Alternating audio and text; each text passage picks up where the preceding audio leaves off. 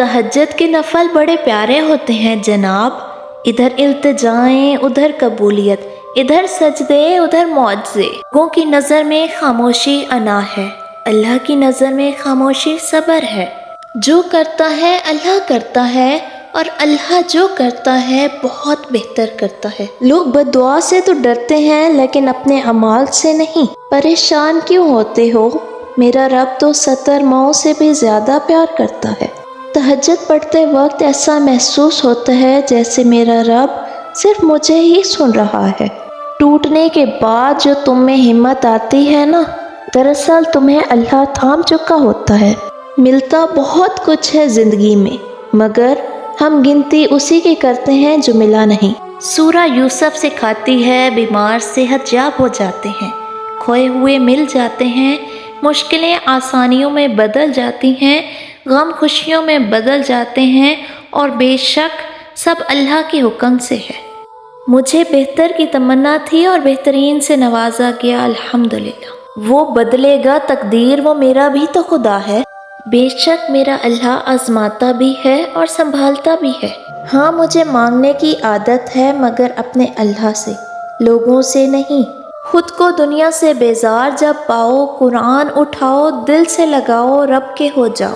ہمیں پتہ بھی نہیں ہوتا کہ ہمارا رب ہمیں کس کس مقام پر گرنے سے پہلے ہی تھام لیتا ہے۔ دیکھو تم اکیلے نہیں ہو، اللہ تمہارے ساتھ ہے اور وہ ہر چیز پر قادر ہے۔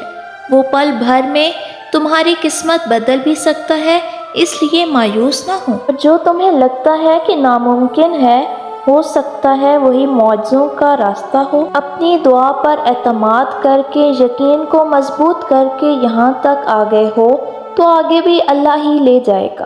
ہمیں لگتا ہے اس تک ہماری دعائیں نہیں پہنچ رہی، وہ ہمیں سن ہی نہیں رہا، وہ ہم سے محبت نہیں کرتا۔ وہ ہمیں سن لیتا ہے پہلی بار میں ہی، وہ ہمیں آزمائش سے مضبوط کرتا ہے۔ تقدیریں جس کے غلام ہیں، جو مقدروں کا بادشاہ ہے، جو پل بھر میں امیر کو غریب اور غریب کو امیر کر دے، جو دن کو رات اور رات کو دن میں بدل دے۔ وہ چیونٹی کے قدموں کے نشانات سے بھی واقف ہے، تو کیا وہ تمہارے چھوٹے چھوٹے غموں سے بے خبر ہو سکتا ہے؟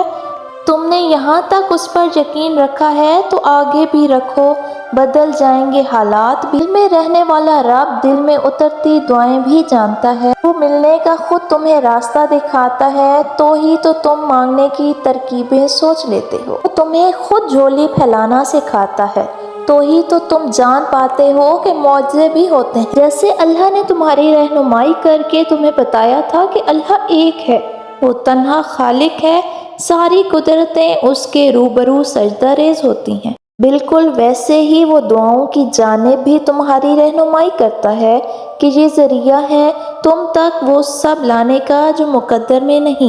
وہ کہہ چکا ہے کہ تم چاہ بھی نہیں سکتے جب تک اللہ نہ چاہے، تو پھر مان لو کہ اس نے چاہا ہے ایسا ہونا، تبھی وہ تمہیں یہاں تک لایا ہے۔ اس نے ناممکن کو ممکن کرنا ہے، تبھی وہ تمہاری زبان پہ کن کی طلب لایا ہے۔ تہجد پڑھنے والوں کے لیے تو غیب سے اتارے جاتے ہیں معجزے۔ رات کی تاریکیوں میں جب کوئی شدت سے اللہ کو پکارتا ہے نہ، تو اس کی جانب متوجہ ہو جاتے ہیں سارے عرش والے۔ اللہ فرماتا ہے، کہو کیا مانگتے ہو، کہو کیا فریاد لائے ہو، کہو کیوں رو رہے ہو اے دن بھر مسکرانے والے۔ پھر جب تم اپنی عرضیاں اسے سناتے ہو اور اس کے روبرو سجدے میں گر جاتے ہو، تو وہ حکم دیتا ہے ان دعاؤں کی قبولیت کا جن کے جواب تمہیں لگتا تھا کبھی نہیں آنے والے۔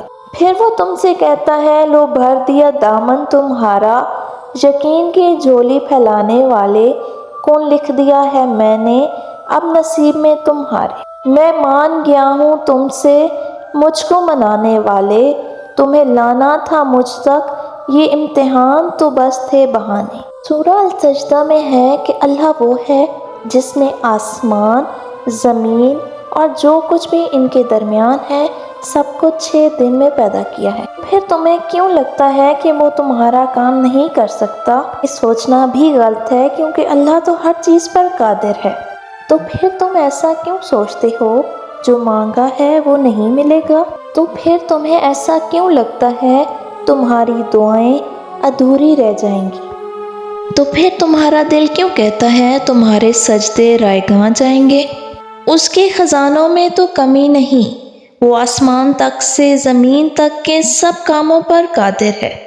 تمہارے نزدیک جو کام ناممکن ہے وہ اللہ کے نزدیک بس ایک لفظ کن کی بات ہے۔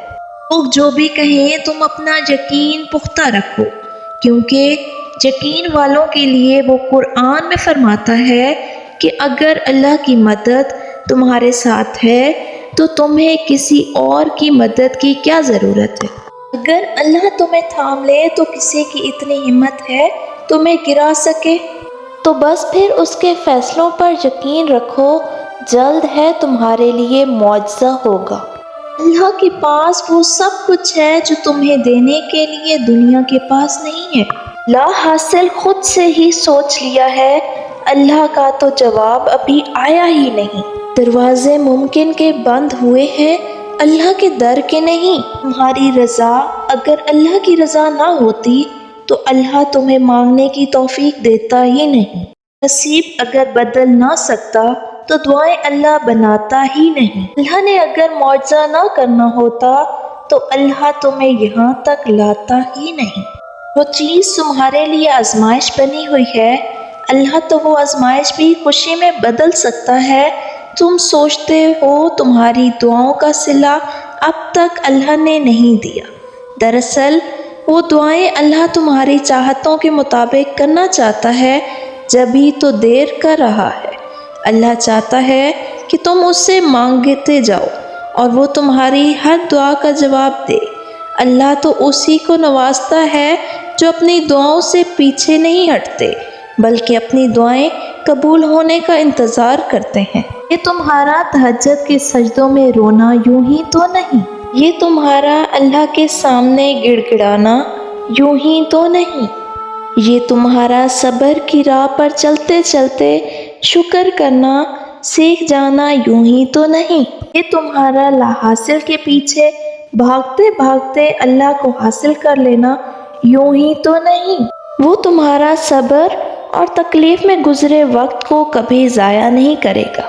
وہ حساب رکھتا ہے اپنے بندے کی ہر چیز کا، جس چیز نے اسے بے چین کر رکھا ہے اور جس چیز کی طلب میں اس کا بندہ تڑپ رہا ہے، وہ کبھی بھی اپنے بندے کو محروم نہیں رکھتا۔ دیر سے صحیح مگر بہتر سے ضرور نوازتا ہے، بے شک۔